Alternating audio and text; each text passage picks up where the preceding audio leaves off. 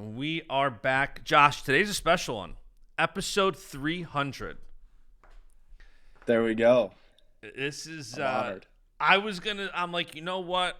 I'm like, I either want to just have a normal episode, one of my guys on, or do something like over the top. I'm like, you know what? Standard episode, 300 episodes in. It's been fun. I'm blessed that you're here for episode 300.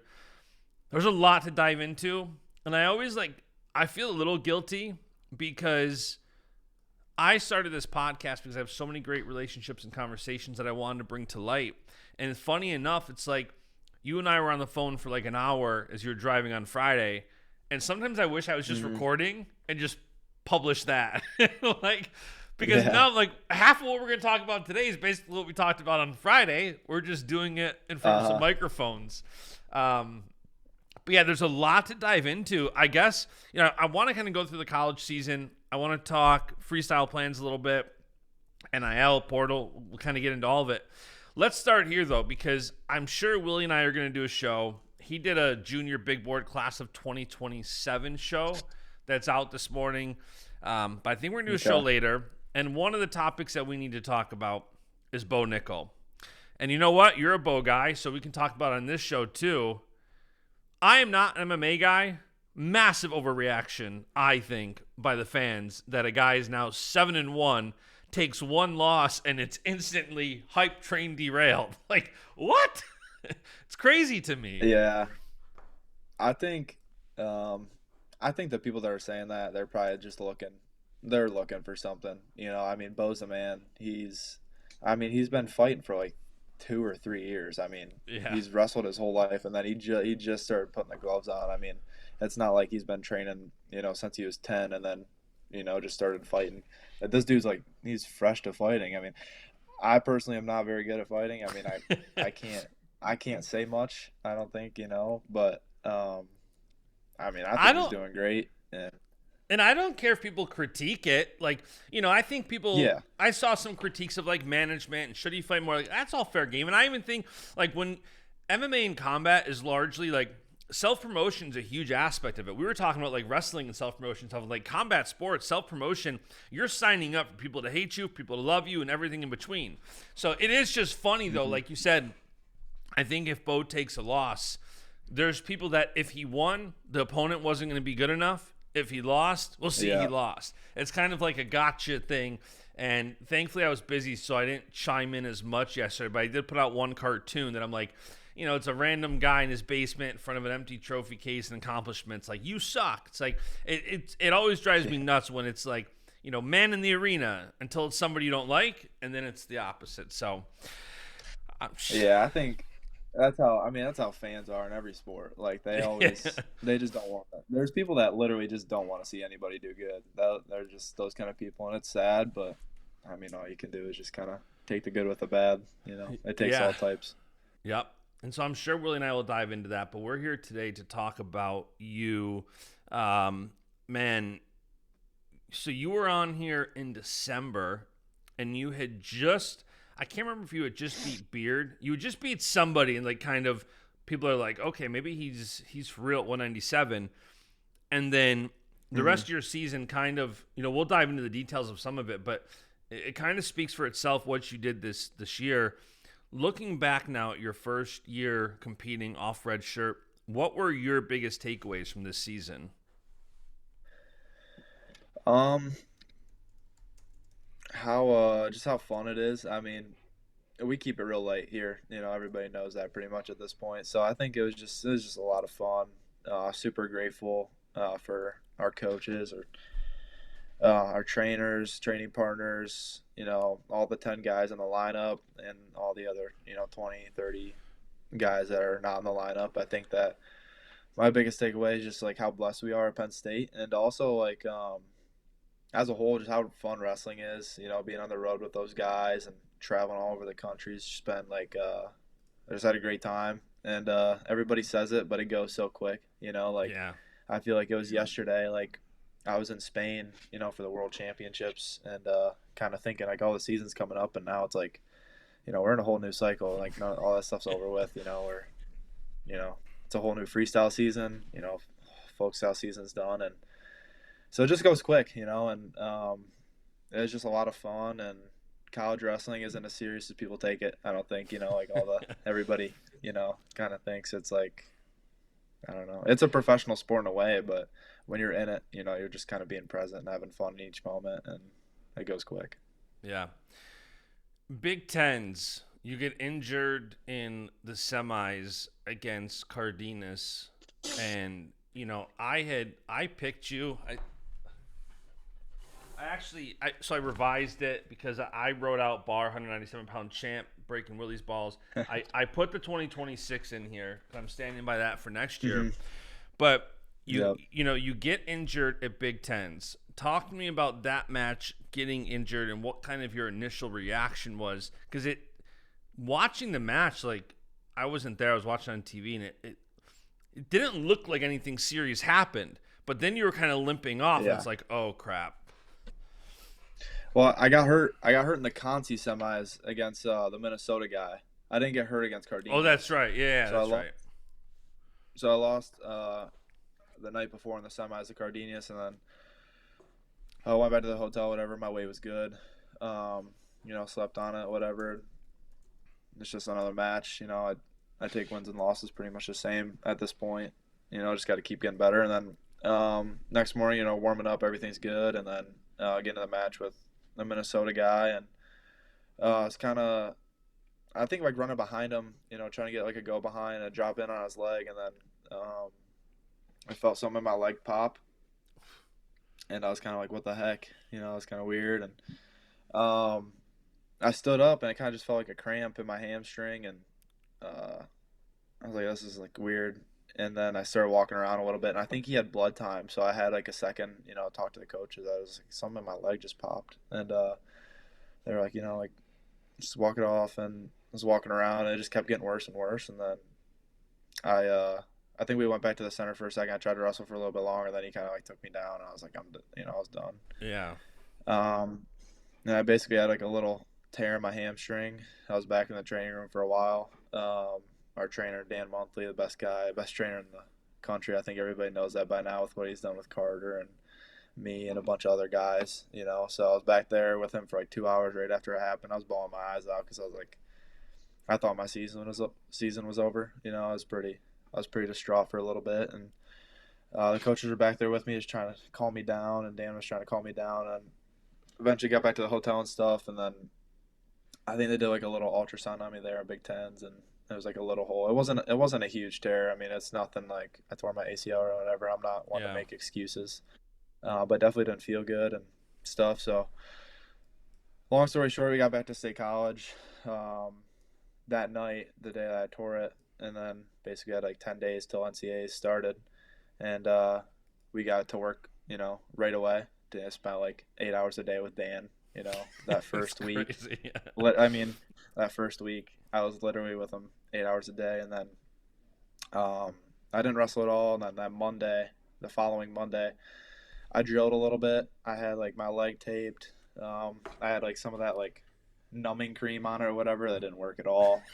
And then I had like that sleeve that I wear. I had that little sleeve that everybody could see at nationals over everything, and it definitely didn't feel good, but it was kind of one of those situations where it's like it's not going to feel good, and I can either try and wrestle or I can just hang it up right now.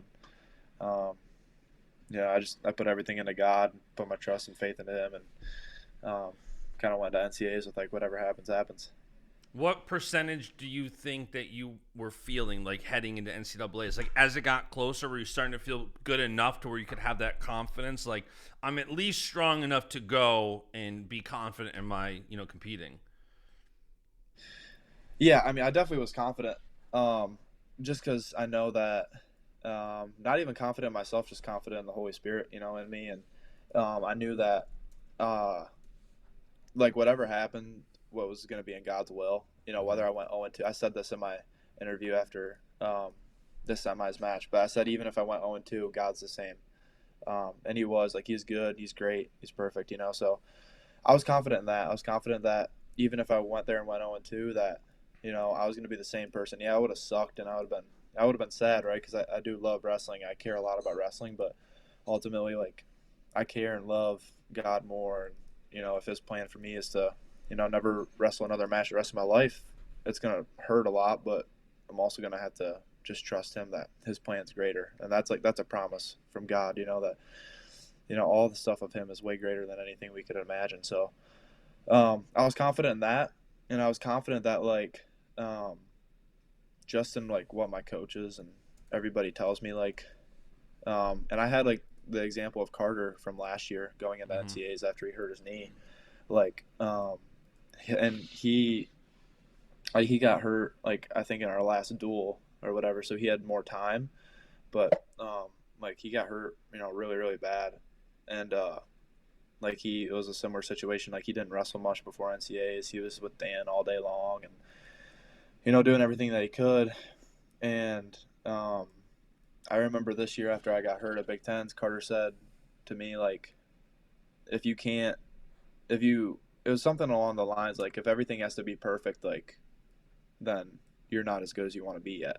Mm-hmm. And I kind of just thought about it, and his Instagram post before last year, he sent that one to me too. Is champions can adapt to anything, and I was thinking of that the whole time. Kind of if everything has to be perfect, then I don't train in a perfect condition every day. I don't not everything's perfect. I don't feel perfect going into practice every day. So I've been training for kind of moments like this my whole life, because not one day has ever been perfect. So it's just kind of another one of those moments. As you're going through NCAAs and you start off with a major in the first round, then you beat Munoz in overtime. So you're kind of you get a bonus win, you're going to OT, you get that win, which I feel like coming off a hamstring injury, to go the 8 minutes, and that is crazy. Were you starting to at least feel momentum through the tournament? Absolutely, yeah.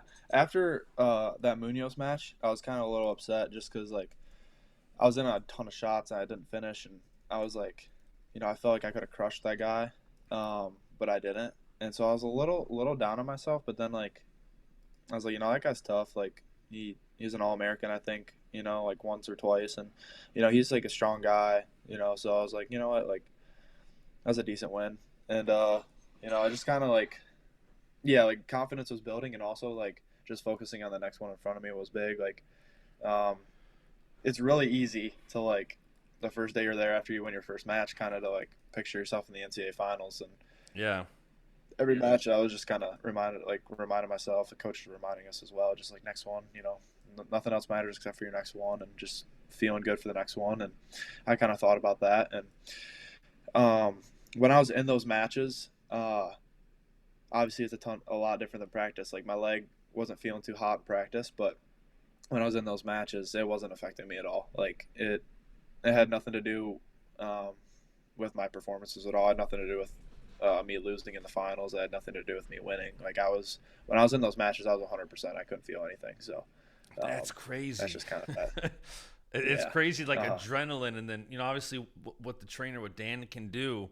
It's wild Yeah. how that, because you for you, it's I commend wrestlers are so tough. It's there's a big gap in my head as a normal person going from I'm not 100 to I have a hamstring tear. It's not perfect. I'd say that's a huge Yeah. gap between having things perfect. But so going into that semis then match, you had split matches with Cardenas. You lost in the semis at Big Tens. You beat him in the duel earlier in the year.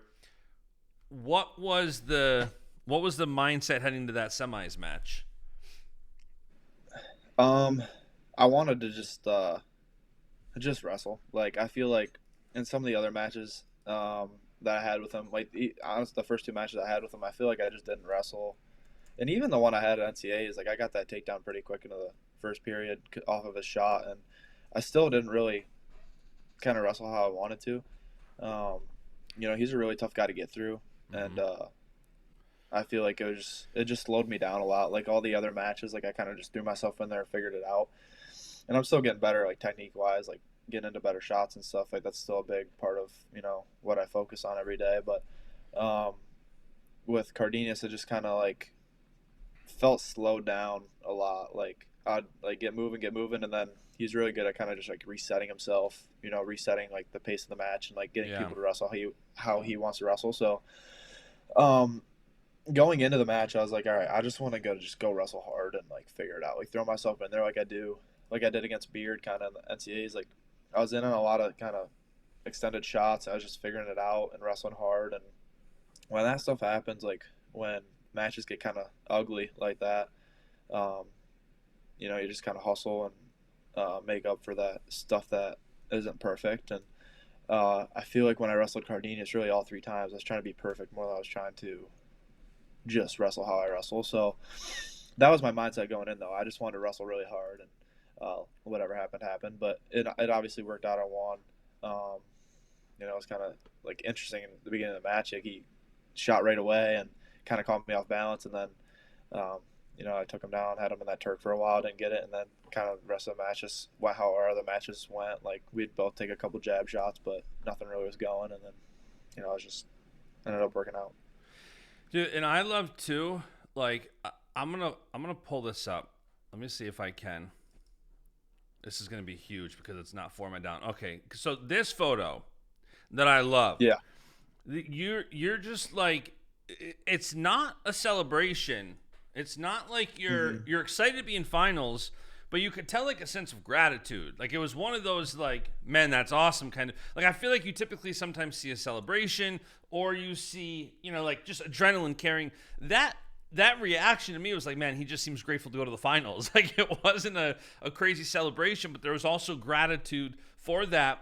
What was that emotion like winning semis and then as a freshman heading to the NCAA finals? I don't know. It's hard for me to remember exactly. The adrenaline was definitely pumping, but I was grateful, and kind of it just felt like a sense of like, because when you're hurt, you're kind of like people could tell you whatever, like, they could tell you you're gonna be fine. They could tell you you're still gonna do good, even if you're 50%, 75%, 20%. They could tell you that you're gonna do fine. Um, but me myself believing that is different. It's different than hearing it from other people. So I think that moment was almost kind of just believing, kind of what everybody was telling me, what Dan was telling me, and like I trusted those guys. I had faith in those guys because, like, I feel like God put all the people in my life for a reason, and like I trusted those people, but it's still not like 100%.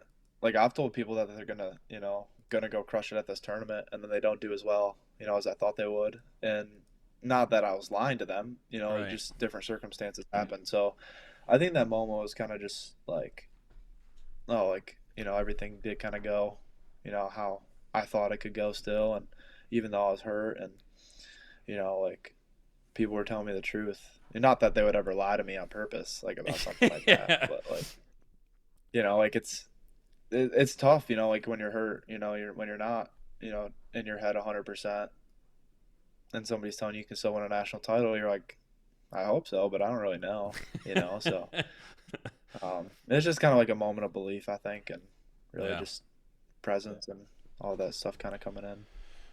Yeah, it was awesome to see, and especially going into the tournament, not knowing like, especially for like fans, media, everybody else, like not knowing where you're at after Big Ten's that injury, and then to make the NCAA finals was, I think, an incredible accomplishment in and of itself.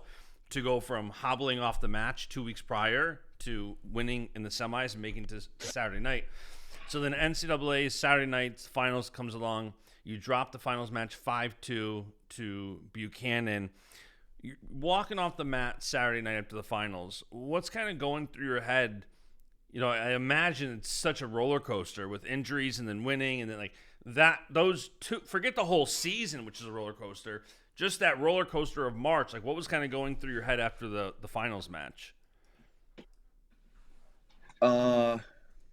Immediately I was just kind of like, dang it, like that sucks. And then, kind of just was walking back. I remember Carter grabbed me, and I was walking with, I think, Carter and Nickal, and they're just kind of walking with me and talking, and I don't remember anything that was specifically said. I just remember in my head, it felt like a replay of like the whole season kind of, and then to that moment, like it felt like all these thoughts, all like the memories of the season kind of like came in at once, and then I was in that situation of being in the NCAA Finals, and then it was like boom, like you just lost, and it was sad. Like it was like 10 minutes of kind of like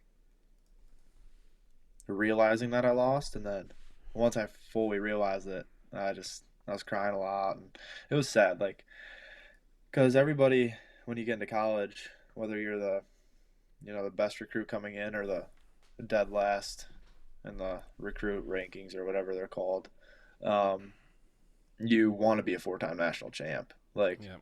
some people will say they just want to be an All-American, but like everybody has that goal. Like I want to be a four-time national champ. Like it's a cliche thing to say, but it's real. Like that's what you want to do. And I remember, we did like the podium pictures, and then we were all out there, talking to my family and my girlfriend and all my teammates, and then Nolf came up to me, and I was still, sad, and then he was like, like I understand. Like he's like I've been here like my freshman year, in that moment of like realizing you're not gonna be a four-time national champ, and he said that to me, and I was just like, dang, like that feeling of like it's real, like you're not gonna be a four-time national champ. It hurts a lot Yeah. because that's like the thing in college is like being a four-time national champ, being a Hodge Trophy winner, and all that stuff. And then me and my girlfriend, we actually drove back to State College the night that night. It was like really late, and um, I just didn't want to be there anymore. I was kind of sick of being in Philly. I'm not a big city person, so it had nothing to do really You're a with country losing. boy. I was like, I don't. Yeah. I wouldn't even say that. I'm just definitely not whatever Philly is. So I was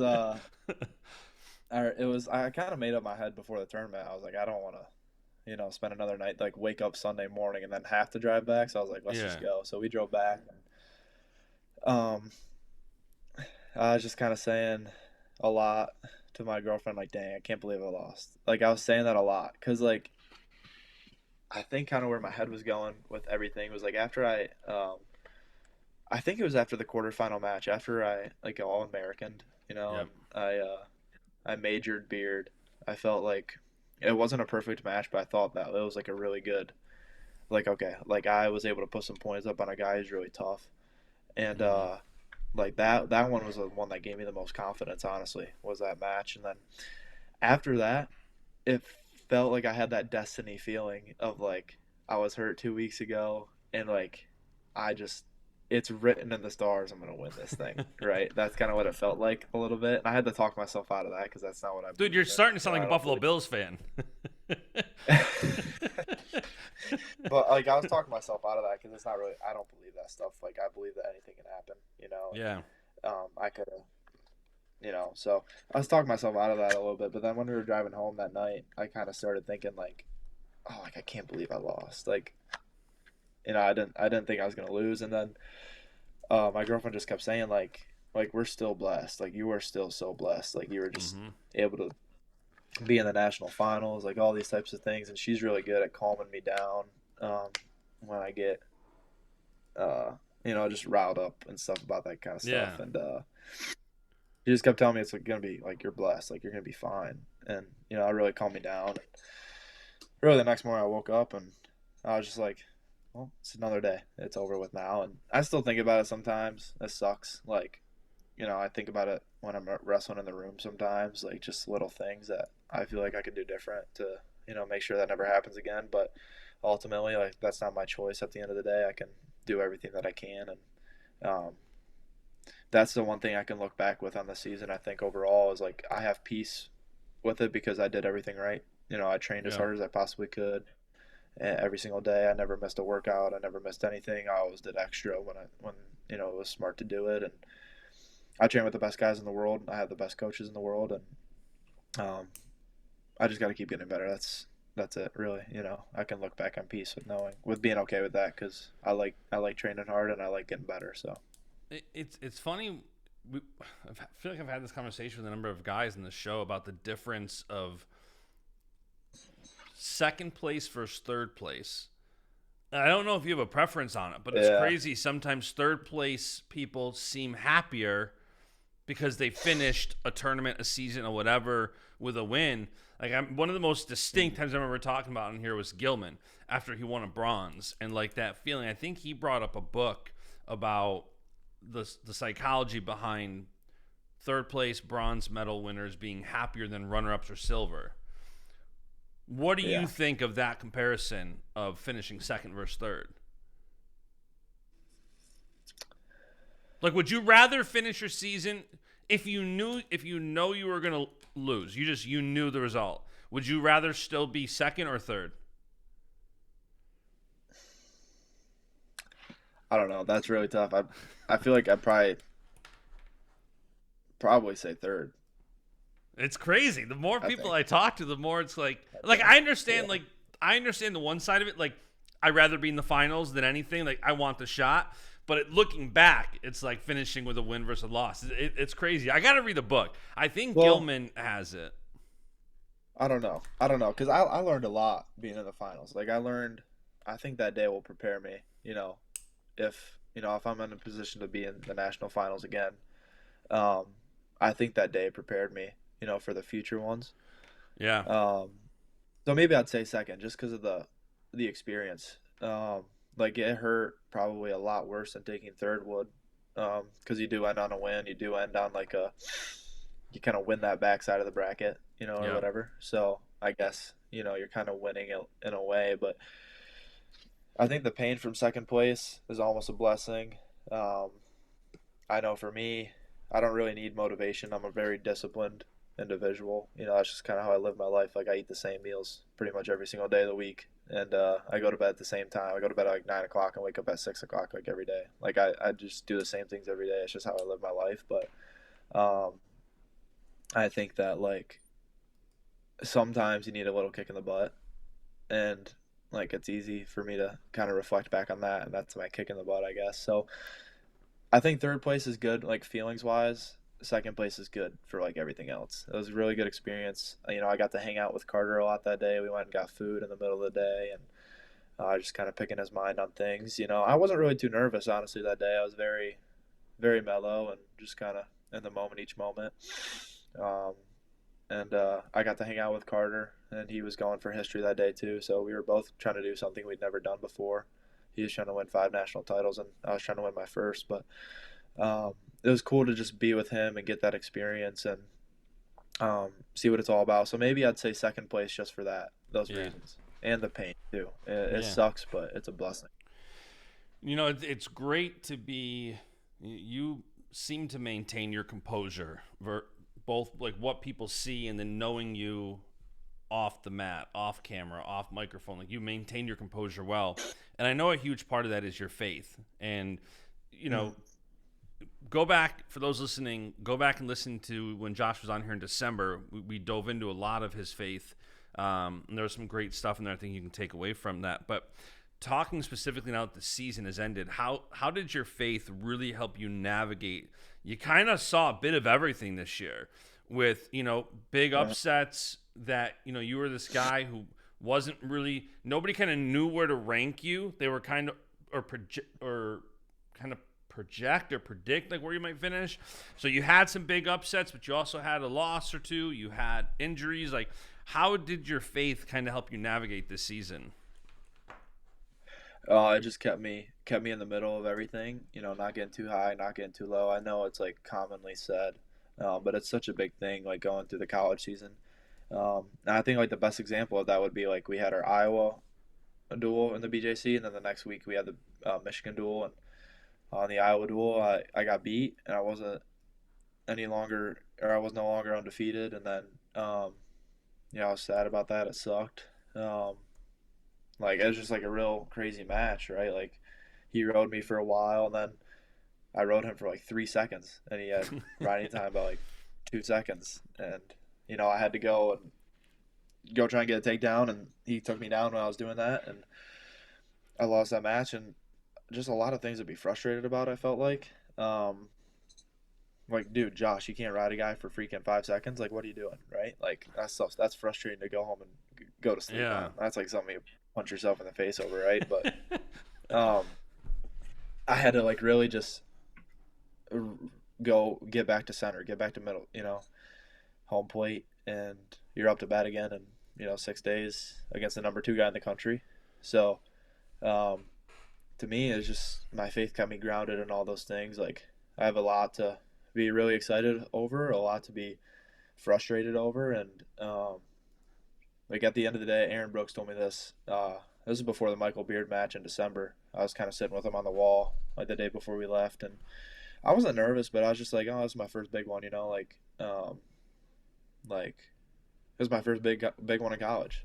Yeah. Like let's see what happens. And Aaron just told me like compete where the treasure's at. Like our treasure's already in heaven. It's at the Father's right hand and in heaven, and I can't win anything here. Like the wins and the losses, like they're nothing more than of the world, and they're gonna go away with the world. One day when Jesus comes back, and so just competing like that, like being able to understand that like my treasure's in heaven already. Like nothing I do here is gonna gain me favor with the Father. Like the wins and the losses won't. Like maybe the way I portray His name and talk about Jesus, maybe I hope He looks down and He's happy about that. But whether I win or lose a wrestling match, I don't really think God's gonna, care about that too much. Unless I act like a fool if I win or something. But or lose. But so I think that's the biggest thing is just being able to remain grounded in it and understand that like there's something way bigger than this. There's way bigger than wrestling. Like this is just a pin drop in life. Like this is nothing. Yeah, it's good stuff. One thing that was interesting to me too about NCAA's, and then we'll move on to some other stuff. Luke Lillidahl was on here, and he was saying about the camaraderie, and the guys who lost and were wrestling back, and how excited Shane Van Ness was at like another opportunity to compete today. Like there's a lot of great perspective in that room, and I'm curious your perspective on how the concept of iron sharpens iron really played out for you this year. Yeah, I mean it's huge. Like my roommate this year for all this stuff was Levi, and we had some great conversations, and we got into this routine. Like Levi and I would wrestle before. I think it was like if we had a Friday duel, we would wrestle Friday morning or whatever every week. And there was like every single time we wrestled, I was thinking like, oh, I can get better at this. Like today, I was like Levi's helping me get better right now. Yeah. And, I'll probably help him get better, and that kind of puts in perspective. Like just like iron can sharpen iron, but you have to like be willing to get sharpened. I think like if I think that's a common thing in our room. Like there's a lot of really good wrestling rooms in the world, and yeah, I think selfishly and biasedly, like I think we have the best wrestling room in the world. Like I would die on that hill probably, but something that makes it so good is everybody wants to be sharpened. Like everybody comes into the room and wants to get better. So I think that just being around, like I said before, a group of 30, 40 guys, whatever it is on the whole team, and then when you're traveling like 10, 15 guys, whatever is allowed. I think being around guys that just they want those opportunities. Like you said, Shane being excited about wrestling, having another opportunity to wrestle. Like there's guys that go 0-2, they're done Thursday or whatever, at NCAAs. And I think everybody on our team looks at competition and all those times that we get to put it on the line. It's like a blessing to us, and it's the reason why we train so hard. It's the reason why, we get pushed and stuff in the room like all the time.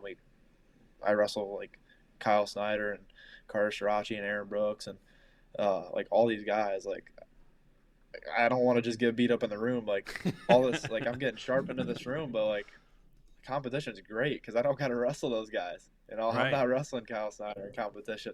Like I'm not wrestling Aaron Brooks out there.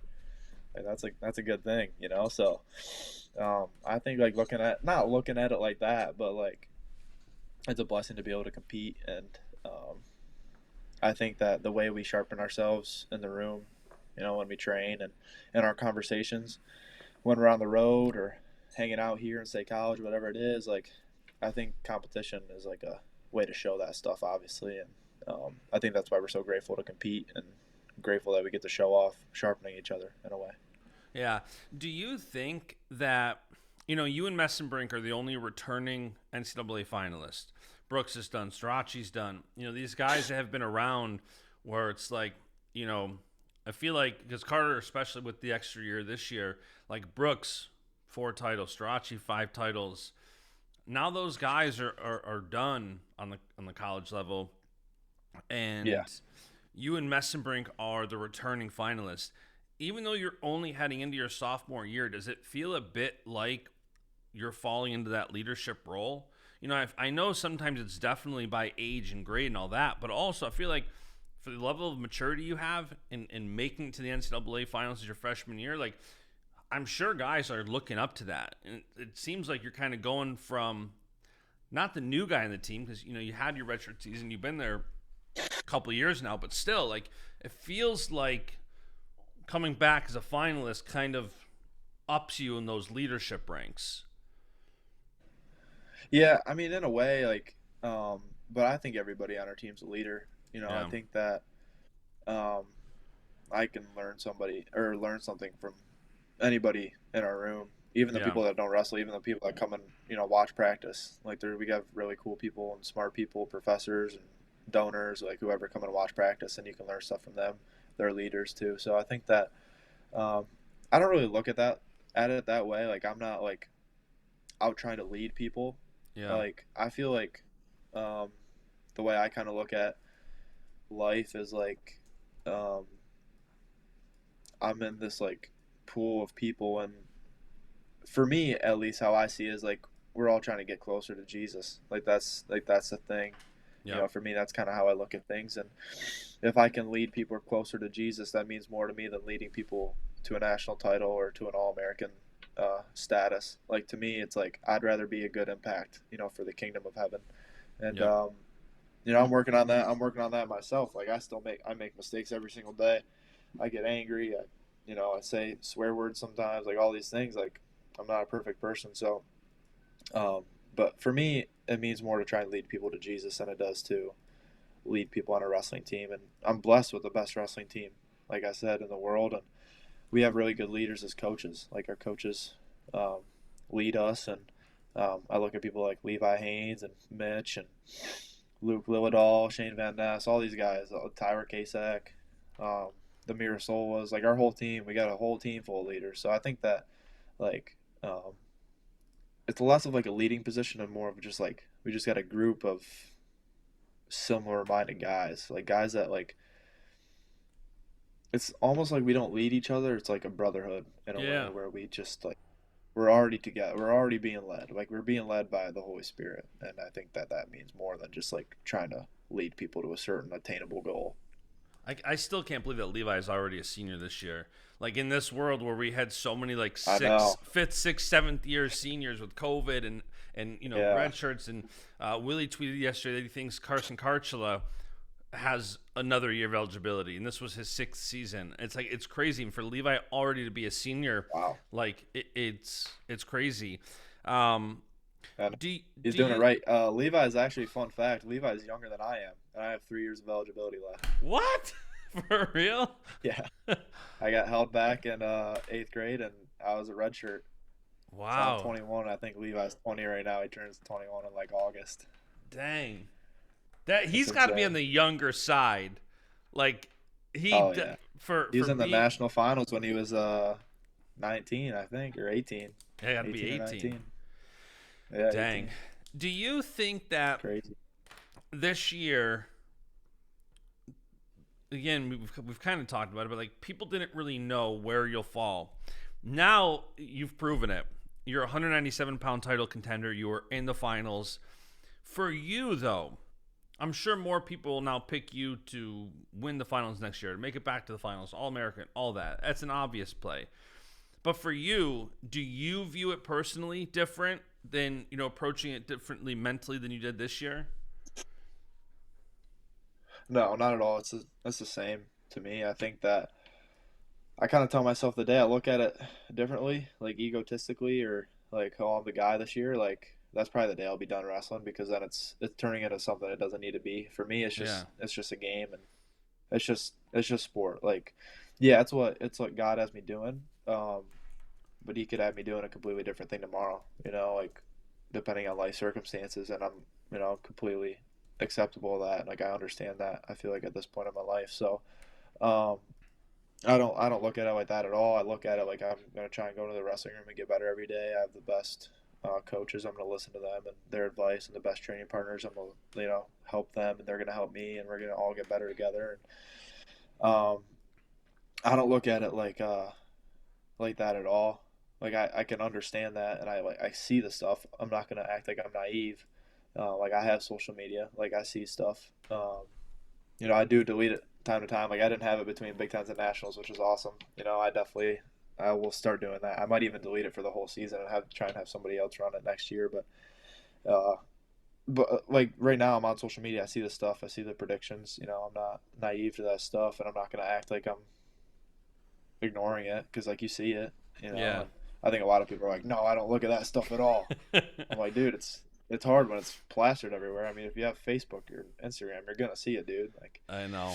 but so I'm not gonna act like that. Like, I see the stuff and it's cool or whatever, but I don't. Just try not to let the ego sink in, and um, that's when people get caught. You know, so I'm still the same guy I was when I got to college. I'm just a young kid trying to get better, and I'm surrounded by a lot of great guys that are gonna help me do that.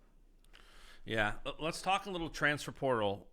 It has been finally the Friday, I believe, the second transfer portal window closed for this season, and I tweet out a graphic Okay. that was like, if your favorite wrestler is still on your favorite team, take a deep sigh of relief. You've survived the 2025 transfer portal window. Yeah. It was crazy, and Penn State was no exception this year. One of the biggest kind of names with Rocco Welch coming to Penn State, Zack Ryder leaving Penn State, going to Oklahoma State. What was kind of your take on the dynamic of that? Like, obviously, you're kind of close to the situation being, that's one weight, or, some guys going into this season before you decide to come up, like the talk was that it might be you and Ryder wrestling off for 184, and Penn State's got this stacked lineup. And, so you're obviously directly impacted it with a training partner at that weight. Like, what was kind of your reaction to Rocco coming in and Zack leaving? Um, Interesting. I mean, it's the whole portal is very interesting, and I think that every situation is kind of different. Um, Rocco's. I used to compete against Rocco a lot in high school and stuff, so he's obviously very tough. He's up on me all the time, 2-1. But he's a great training partner, so very grateful to have him in our room, and being able, like, I'm gonna wrestle him, I think, on tomorrow on Tuesday.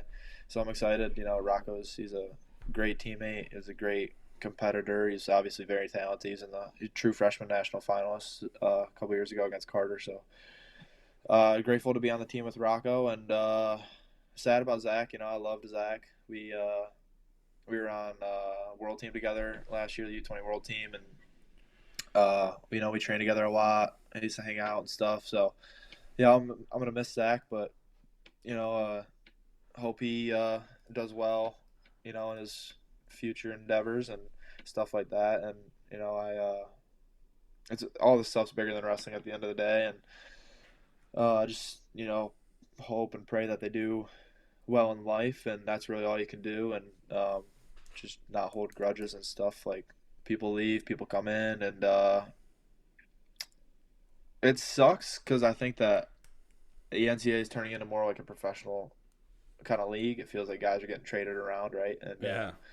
stuff, which sucks. I don't like it. I think there's it used to feel like there was a purity about college, like Yeah. before the professional stuff. Like, college was pure in a way. It was, loyal and stuff, and like, people, like, once you picked a team, you're kind of there. There's certain circumstances obviously where that wouldn't happen, but now it's kind of just like uh it's different now. And I'm not saying it's right or wrong in my eyes. I wish it wasn't like that, because I have a lot of friends leaving, and and stuff. And I know that other people everywhere have friends leaving, so it sucks, but it's just a part of what college is now.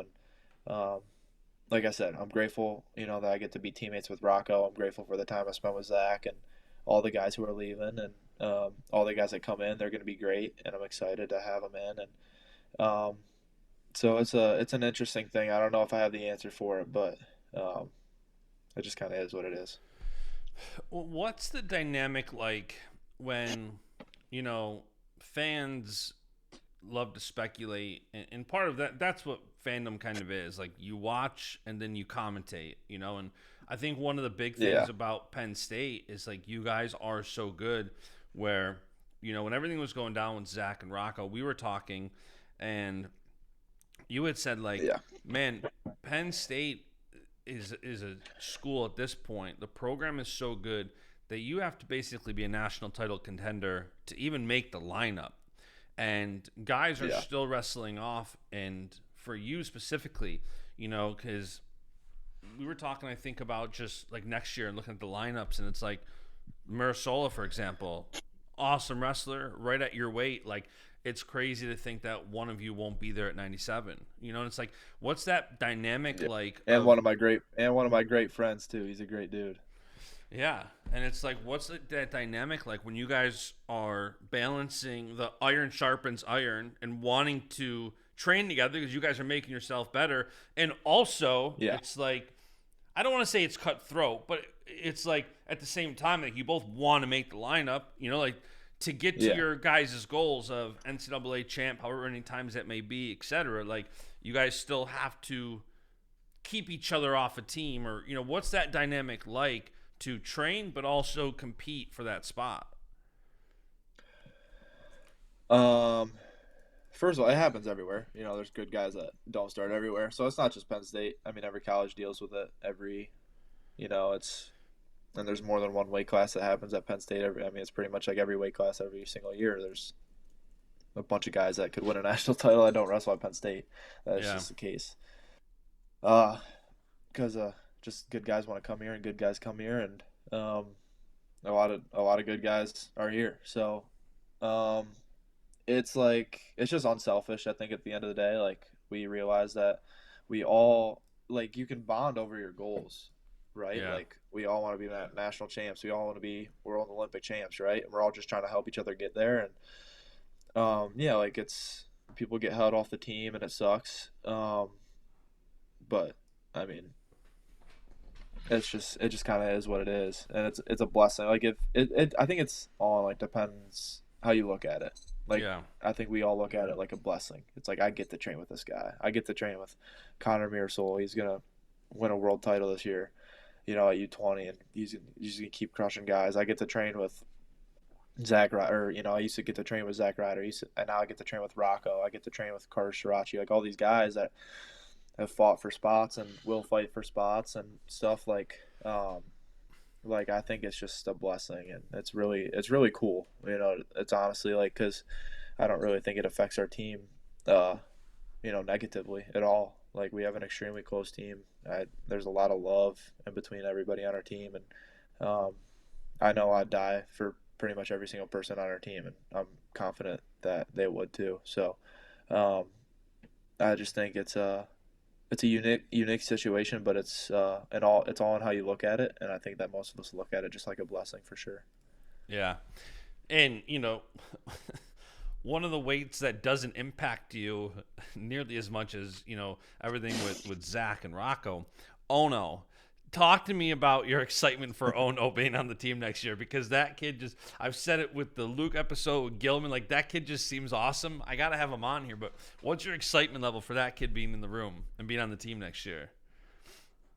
Oh, that's awesome. He's just a treat to be around. He's around now. He's in state college, and I asked him if he was like, what's he doing today at practice, and he said top and bottom was C Money, which is, we call Coach KTC Money, and he's just, he's awesome. Like, he is he's a treat to be around. There's something about, like, somebody who doesn't speak the best English. There's like it almost seems like an innocence. I It feels like there's 100%. you're like talking to a baby in a way, even though he's a grown man.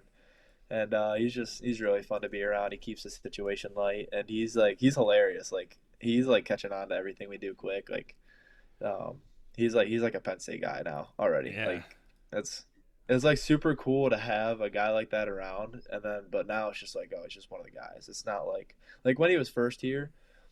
I was like, oh, Ono's here. Like that's really cool. And now it's just like, oh, what's up, Ono? It's just another one of the guys now. He fits in really well. I think too, it'd be kind of maybe one of a concern would be like him not fitting in just because of like the language barrier and stuff. But he's doing really good in that aspect, and like he hangs out with us. Like he's hanging out with guys on the team. So it's really cool. It's awesome to have him around. I'm looking forward to chatting with him the next time I'm down there because he seems it's very cool that he was hanging out in State College, training there, and then being like, I took the video at the Michigan duel, Bryce Jordan. He was it was the Iowa duel. He was just so excited. He was videoing everything like a fan. Like it was awesome to see. Like he was fully bought in. So speaking Ono, some freestyle, World Team Trials next week. What's your thought? I've seen Flo put out some graphics. We've talked about it a bit. What's your freestyle plans here? Well, I'll be there. I'll be there at 92 kilos. That's the plan. I got on the mat pretty quickly after NCAAs, after a little bit more recovery and healing up, and training has been going really well. I feel good, and I was kind of watching the Open, and I was just like, man, like I want to compete. Like I think after NCAAs for maybe a week or so, I was like, oh, I'm banged up. I'm just gonna probably maybe take the summer off, recover, and get better at just focus on getting better the whole time, which is already what I do. So I was just training, my new usual. Nothing's changed, and once I got back on the mat and cardio and everything felt good, and I was like, maybe I should just do this. Like I want to compete and talk with coaches and everything, and I'm just gonna go let it rip. I'm excited. I love freestyle just as much as I love folk style. People sometimes ask me to pick. I'll say I love them both the same. It's just wrestling to me, but I'm excited to go compete. It's gonna be really tough. There's a lot of tough guys there. I like it's cool because like World Team Trials feels like concentrated. It feels like it just is every single one of the best guys in the country, and even you're missing some because it's so hard to qualify. So like it's really cool. I'm excited that I'm qualified and I get the opportunity to compete. I'm excited to just let it fly. Yeah, there were a lot of entries last night as Tight Mercury started releasing their guys and signing their guys. Yeah. At 92, you got Mike Mock, Eric Schultz, Dustin Plott, Aiden Sinclair, Jay Aiello. Like, you got some solid names. How excited are you for that field of competition? And I'm sure more good guys are going to be added to that. Extremely excited. I mean, me and Sinclair have a history. We're 2-2 now, and after last summer, we battled a ton to make the U20 team, and he's a great competitor. I've never competed against any of those other guys yet, so I'm excited to get my hands on him, hopefully. And it's really cool. I like it. It's just a lot of tough guys in one tournament. A great opportunity to get better. Was there any thought of going down to 86? Not really.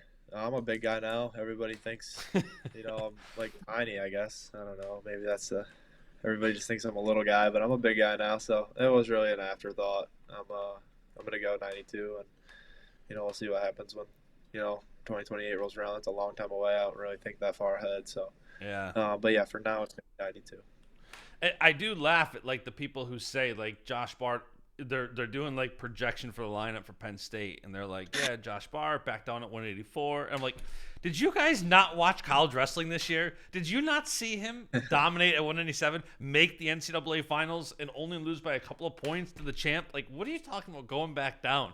I don't know what it is. Why people? It's not even about the wins and the losses. I think I look just as big as those guys.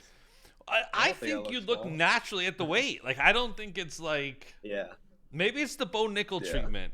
You know, like Bo kind of got Maybe, that too, yeah. where it's like the taller guys. I don't know. I think you're a natural fit at 197. We need the 184 people can stop.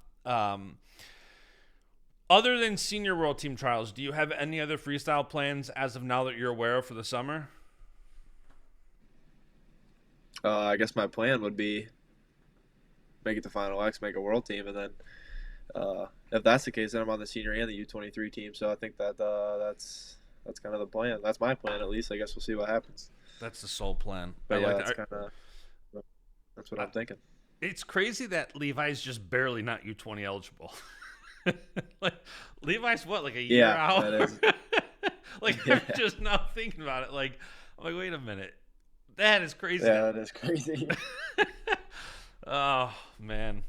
It feels like he's an old man. He's so mature and wise, and then sometimes I hang out with him a decent bit, and sometimes when we're hanging out, I'm like, this dude is younger than me. There's no way. Like he's like feels like he could be my grandpa. He's a good dude. Like he's always so stoic, and I feel like Awesome. publicly you don't Yeah. see the personality of Levi as much because he is so stoic. Like he's kind of got that Yeah. Nolfism, where like on the mat very stoic, winner loss, and doesn't take that many losses, so you don't see that much often. Yeah.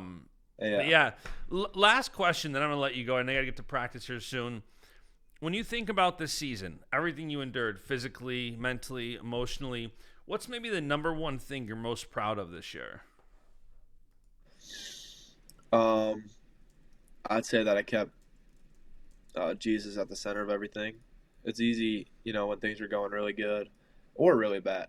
Not that anything really went that bad. Like I've been really blessed, been healthy for the most part and Yeah. stuff. So nothing really went bad, but it's easy when things are going good to get caught up in the things of the world, the success, the ego, the money, the fame, whatever it may be, for each person. But I think I did my best. I think I tried really hard to keep Jesus at the center, and I think I did pretty good at that. I mean, I'll never be perfect, but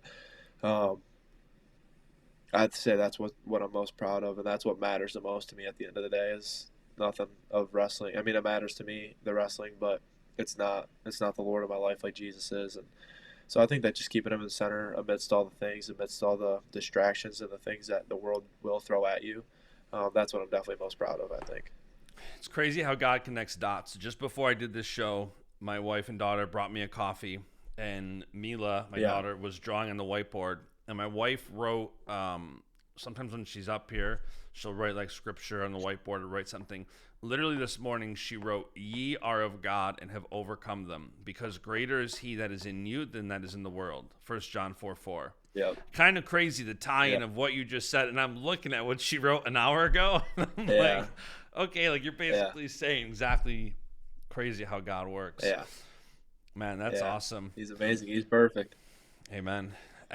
Before I let you go, any final thoughts, plans, anything else before you go train for next weekend? Thank you for having me on, and I was just excited that I'm gonna get to compete again here soon, and show off the training, show off what I've been working on, hopefully, and have fun. That's the name of the game. Love it.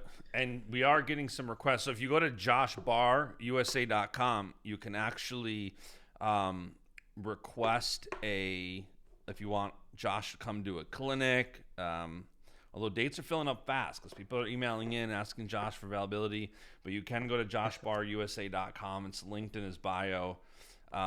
Use the email Josh thing on there. Give as much detail as you can. Sometimes people are pretty vague and it's hard to get back to everybody, but give as much detail as possible. Maybe we can make that happen. So Josh, all right, man, thank you for coming on today, spending some time. I know you've had a busy weekend. You're driving all morning.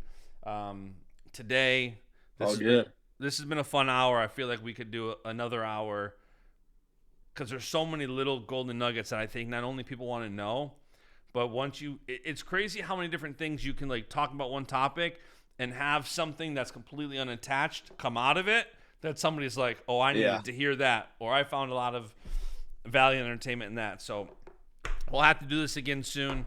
Josh, thanks for coming on and being episode 300, and we'll chat soon, man. Appreciate it. Thank you, Justin. Awesome, man. We'll chat soon. See ya.